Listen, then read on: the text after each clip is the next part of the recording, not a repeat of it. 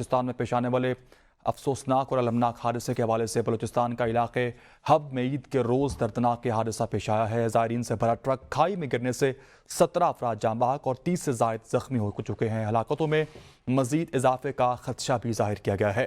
جاں بحق ہونے والے 17 افراد کی میتیں مقلی کے قریب گاؤں قاسم جوکھیوں پہنچ چکی ہیں۔ میتوں کی تدفین کی تیاری بھی جاری ہے۔ حادثہ تیز رفتاری کے باعث پیش آیا ہے۔ آپ کو آگاہ کر رکھیں گے اس پیش آنے والے المناک حادثے کے حوالے سے بلوچستان کے علاقے حب میں یہ حادثہ پیش آیا ہے۔ اس حوالے سے مزید جانتے ہیں اپنے نمائندے ہمارے ساتھ موجود ہے تنویر خاص خیلی سے۔ تنویر، آگاہ کیجیے گا اس حادثے کے حوالے سے۔ عید کا چونکہ روز بھی ہے، خوشی کا موقع تھا، لیکن یہ ایک المناک حادثہ پیش آیا ہے، کیا وجہ سامنے آ سکی ہے؟